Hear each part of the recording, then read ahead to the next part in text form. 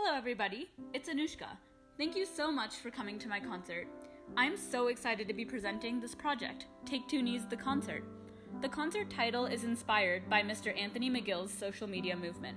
Anthony McGill is the principal clarinetist of the New York Philharmonic and has urged people to take two knees in solidarity with the Black community. Let me start by saying this.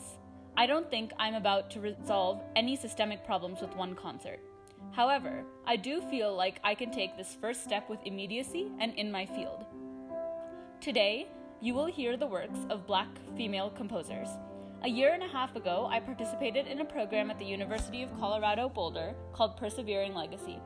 We, the Diverse Musicians Alliance, and other students who were interested were to perform pieces from the Helen Walker Hill collection. I didn't think too much about the piece I picked, as it was the only piece there was for clarinet. I picked Chassé by Regina Harris Baiocchi. Later that month, I went to update my repertoire list to keep track of all the music I've played, and I realized something.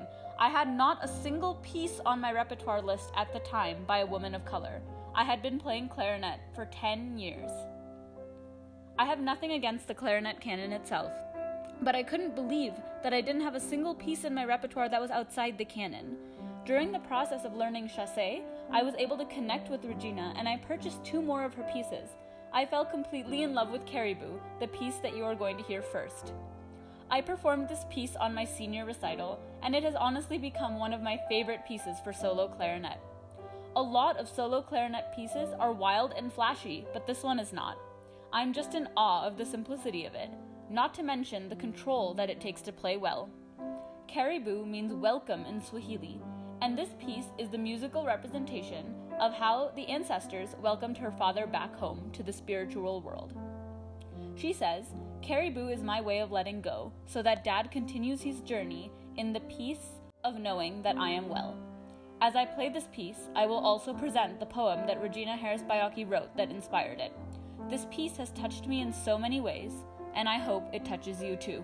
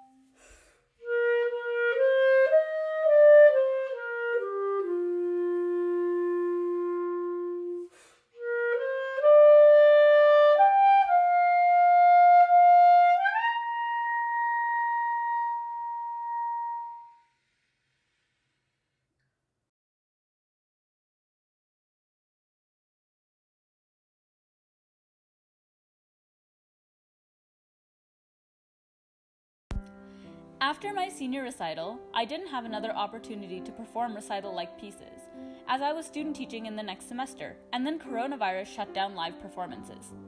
One of the things I began doing to pass the time and to help one of my friends was to help Dr. Maggie Greenwood in her dissertation project to catalog female composers. She spent countless months last year cataloging works by female composers for clarinet so that people could put them on their recitals. It's quite an amazing project. It makes it so easy for clarinet players to play a number of diverse works. I grew interested in this project because I realized I could be more intentional about the way that I program pieces. With the whole world of music open to me, I have a lot of power when it comes to programming. If I enter a concerto competition, I could play a piece by a living BIPOC composer and amplify a lesser heard voice. On recitals, I can play works by all sorts of composers throughout the program.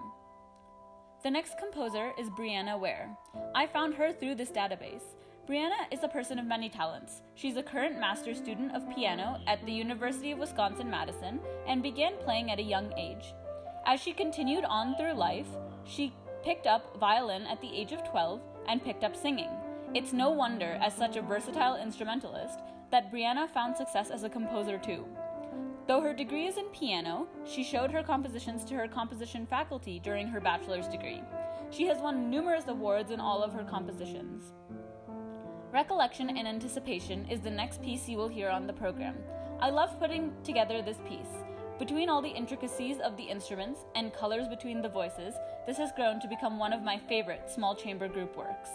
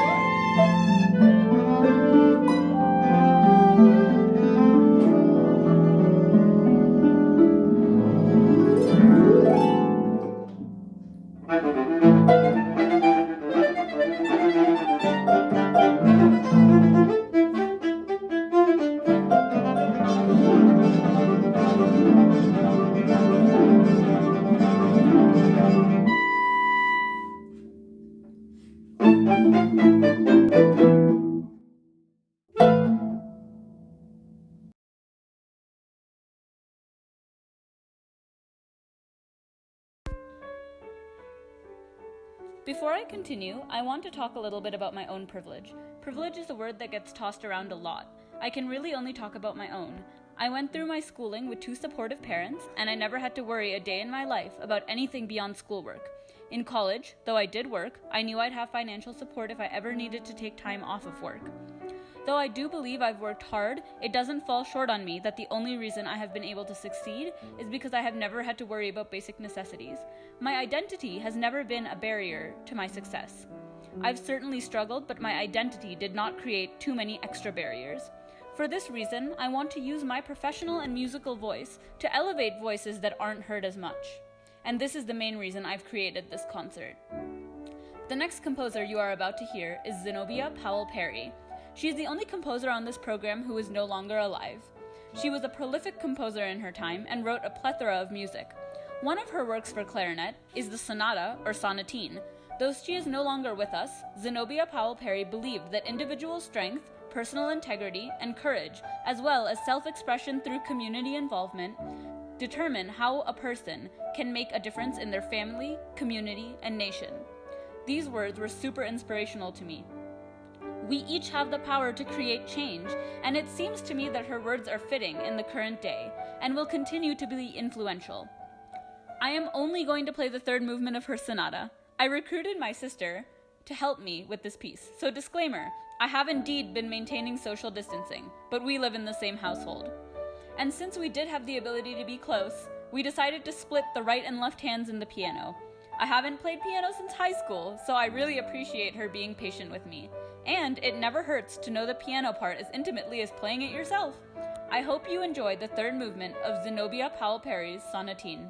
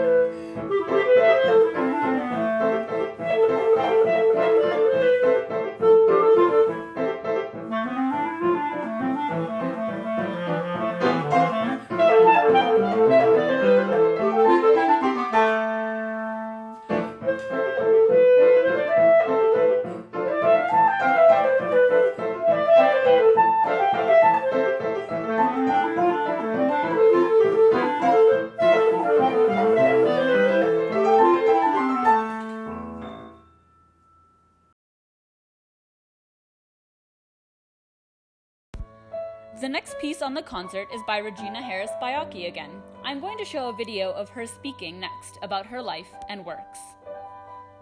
Regina Harris Bayaki, composer. I wanted to be a composer before I knew what a composer was.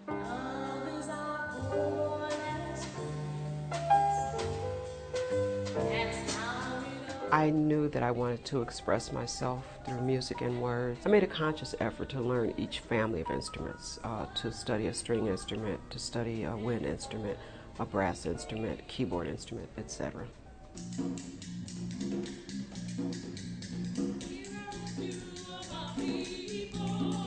People, might describe me as coming from an underrepresented group in the sense that I'm African American, or an underrepresented group in the sense that I'm female. I've always been attracted to things that maybe other people might not resonate with. I think it's important for me as a composer to speak about my music in my voice in a way that people can understand it. Composing music is like writing a love letter to family, friends, and for posterity. Doxology was dedicated to my mom, and so I think about her and the type of organ music that she liked. I think she would be happy to read the love letter.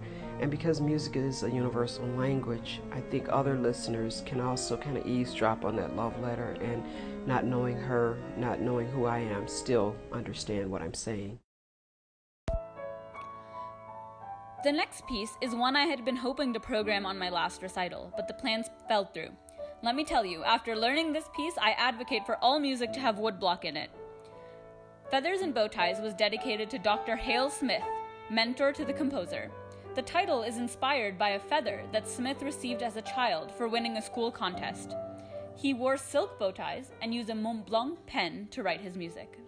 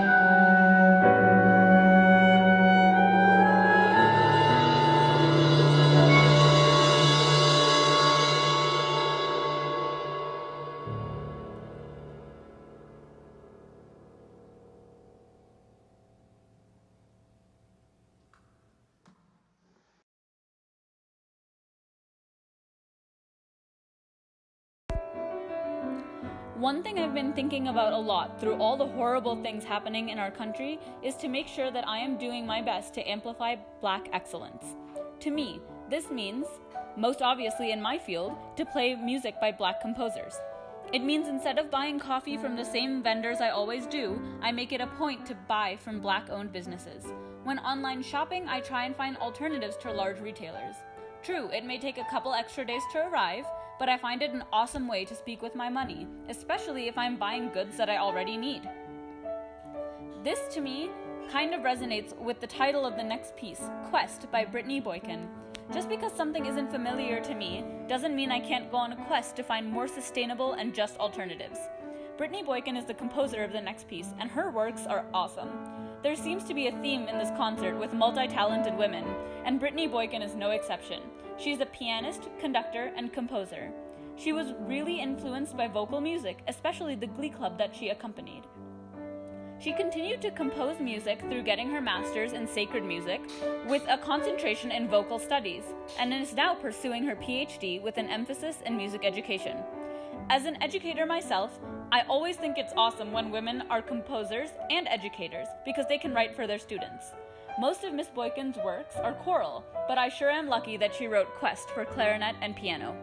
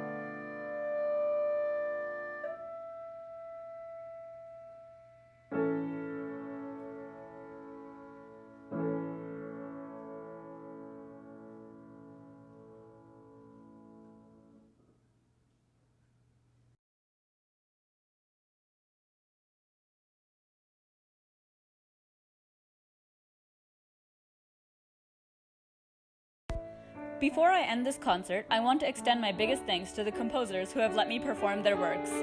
These pieces have really transformed my summer and my life. It has felt so good to play awesome music, and I am so thankful. Thank you to my collaborators for putting their time and energy into creating these recordings with me. Your passion and fire for this project has made it so much fun. Huge thanks to all my other supporters through this process, from the people who helped me learn how to advertise, to the people who taught me how on earth to do an online concert in the first place. I could not have done this alone. The last piece on the program is called Portraits of Langston by Valerie Coleman. This piece was meant to be performed on Ariel's recital that was unfortunately canceled due to the pandemic.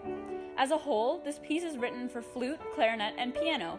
The movement we present for you today is the third, which is written for only flute and clarinet, called Le Grand Duc Mambo. Valerie Coleman wrote this piece to celebrate African American culture and Langston Hughes as a part of the Harlem Renaissance. Each movement of this piece is a sketch of Langston Hughes' poetry, except for this piece, which is a musical sketch of the jazz club in the scandalous red light district of Montmartre, where Langston worked as a busboy for 25 cents per night. Langston Hughes was a prolific poet who she chose because he was at the center of all the culture. It is suggested by Valerie Coleman that we read you a short selection. One night, there was a terrific fight in the Grand Duke. It began like this. A little French danseuse named Annette was going to have a child. Still, to make a living, she had to come to work every night, dance with the patrons, and drink as much champagne as possible in order to get her commission. But she was not well, and she shouldn't have been there. Of course, if she had had any other way of making a living, she wouldn't have been there, but she didn't have any other way. Feeling badly, no doubt, Annette began to be very spiteful to those clients who didn't think that they could afford another bottle of champagne. So one night, the owner of the place asked her not to come back anymore. He was French and she was French, and they spoke the same language fluently, so Annette said some very unpleasant things to the owner. He called an attendant to eject her. Annette would not go. The attendant laid hands on her and pushed her, struggling in her satin evening gown, toward the door. As she passed the last table, Annette seized a patron's champagne bucket, ice, bottle, and all, and flung it straight at the proprietor at his cash desk behind the bar, whereupon the attendant slapped Annette to the floor with one blow of his hand. Then it was that Florence, the famous entertainer, that same Florence who snubbed millionaires nightly, arose from her table near the orchestra to defend the poor little danseuse in her troubles. Florence wore an evening gown of gold and a spray of orchids in her hair. She swept across the floor like a handsome tigress, blocking the path of the waiters, who, at the bidding of the management, rushed to eject the little danseuse. Florence said, "Don't touch that woman. She's a woman and I'm a woman, and can't nobody hit a woman in any place where I work. Don't put your hands on that woman."